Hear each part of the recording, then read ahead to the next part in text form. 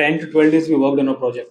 बहुत इंटरव्यूज करवाए multiple, you know how it happens getting a client, NDA MSA करवाना, interviews करवाना, shortlist होता है, मल्टीपल राउंड्स होते हैं, you have to wait for so many days, invest so much time, and after that the SOW is signed, then the rate negotiation, and finally a project is happening, then laptop आता है, dispatch होता है, काम start होता है, तो there is too many operational thing happen, then the project executes.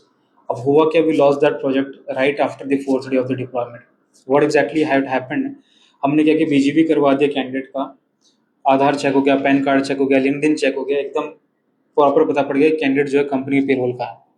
First day उसका video call हुआ, everything was fine. Fourth day of the call, that candidate who joined the call was someone else instead of that candidate who actually gave the interview. Client ने हमको बोला photo भेजे दोनों के दोनों अलग अलग कैंडिडेट है, ये क्या हो रहा है. हमको भी लगा यार ये कैसे हो सकता है, बीजीबी तो पूरा हो गया. हमने वेंडर को अप्रोच किया, वेंडर के साथ कॉल लिया, वीडियो कॉल. वेंडर ने कहा कि जो है ना, मैं तो मैरिज में आई हुई हूँ, तो लेट्स जस्ट कनेक्ट टुमारो. हमने पूरा एस्केलेशन बता दिया, तो client want to terminate.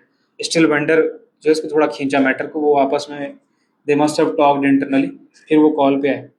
What exactly happened is that vendor said that कि सर इस कैंडिडेट की सैलरी तो बहुत ज़्यादा है, तो हमने क्या मल्टीपल क्लाइंट के डिप्लॉय कर रखा है to justify the salary, you know कैसे काम करते हैं वो. This is how she was telling us. अब मजे की बात क्या है, वो तीनों क्लाइंट जिसको डिप्लॉय कर गए candidate, all three are overlapping between 10 to 7. एक टाइम पे 3 क्लाइंट के पैरेलल फुल टाइम डिप्लॉय कर रखे हैं. मैं मेरे को समझ में नहीं आया कैसे कर रहा है. कैंडिडेट से बात की, मैंने बोला भाई कैसे काम कर रहे हो, 3 क्लाइंट तीनों के ओवरलैप. तो बोला मैंने एक्चुअली एक फ्रीलांसर घर पे ले रखा है, मैं रिमोटली काम करता हूँ, मैंने थोड़ा काम उसको आउटसोर्स कर रखा है, सैलरी है तो उसमें से उसको देता हूँ, कुछ काम वो करता है, कुछ मैं करता हूँ.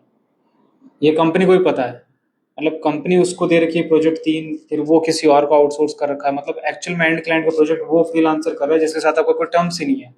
तो अगर कुछ भी इश्यूज हो तो हाउ यू विल अंडरस्टैंड. अब ये देखिए बीजीवी कर लो आप, उसके बाद भी ऐसी प्रॉब्लम्स आ सकती है.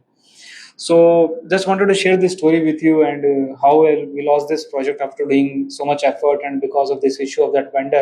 और ये चीज़ पता करना बहुत मुश्किल है. What best we can do is जब भी आपका स्टाफ डिप्लॉय है तो always make sure that कि आप वीडियो सिंकअप्स करो every now and then, have at least one video sync up every day.